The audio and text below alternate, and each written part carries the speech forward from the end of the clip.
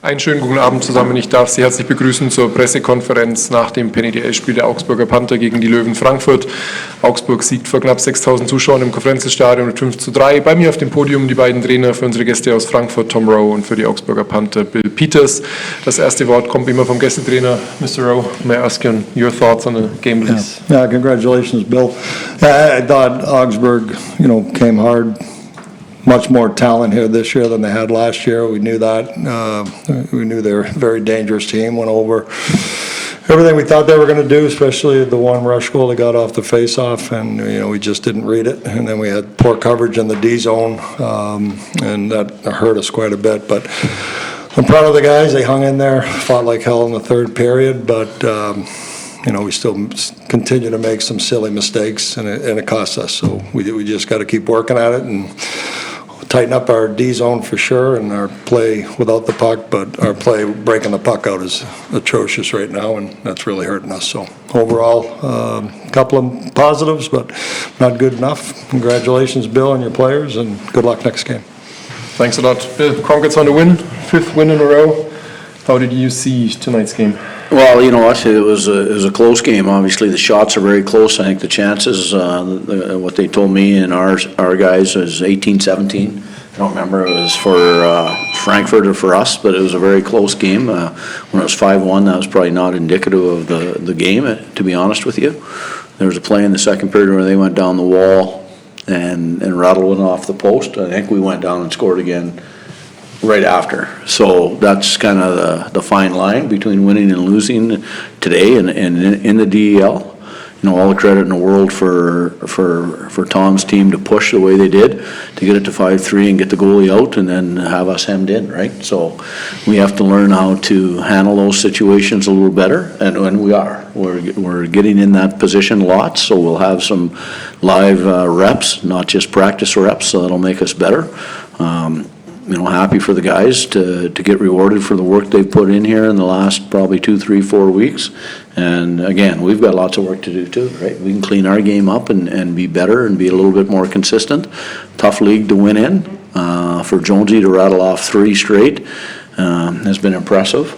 And, getting some guys going here that probably got off to slow starts, so that's important, and we'd like to see all 4 lines and all 3 pair contribute on a consistent basis, and that's, not only what we're working towards, but probably everybody in the league.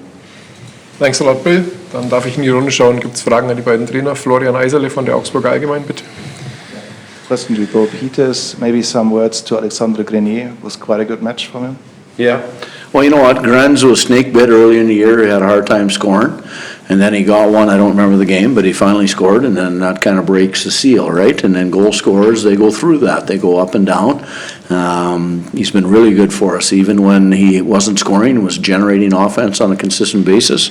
Anthony Lewis has really come alive offensively also, so they've been a real good combination. And then Blanker's been steady all year. Don't know what he had for numbers here today. I know Grenz ended up with 3, but Blanker made some plays, and 3 games ago, Blanker was probably the best player on the ice. He was outstanding, with and without the puck in all 3 zones. So we've got some guys that we know what their level is, and it's very high level, but we want it on a consistent basis, being a little bit selfish to expect it each and every night.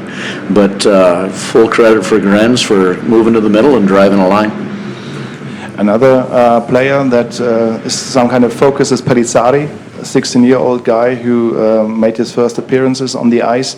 Maybe if you could say something about him. Yeah, no, I've been impressed with Liron. Good young man.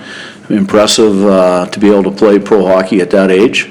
Would have been nice to get him a few more shifts here today, but Frankfurt, and full credit to them, when they pushed and made it 5-3, it makes it a little bit dicey, right?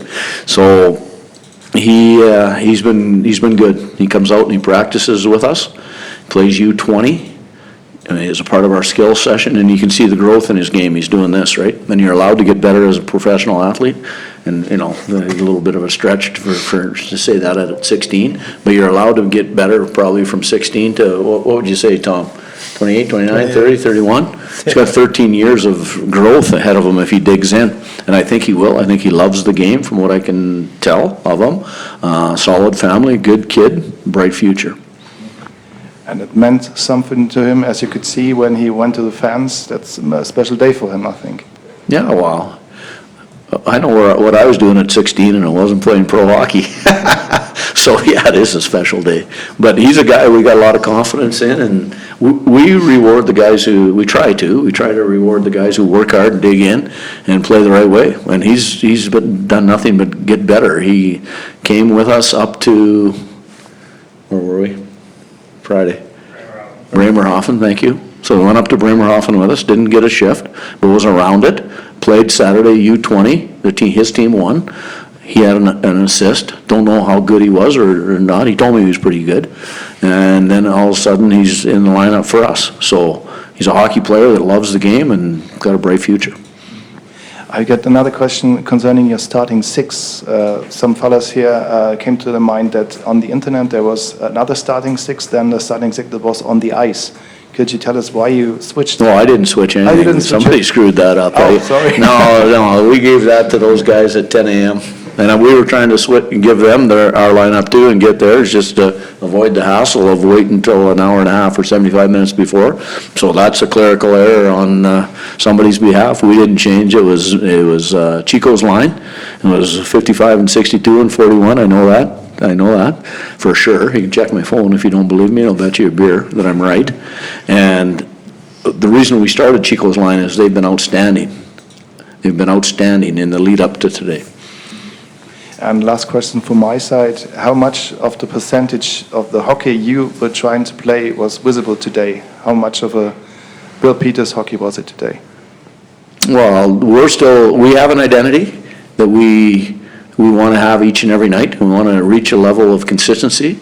I think we have a high ceiling with our group. I think Larry's put together a very talented group, the people he went out and acquired in the off-season.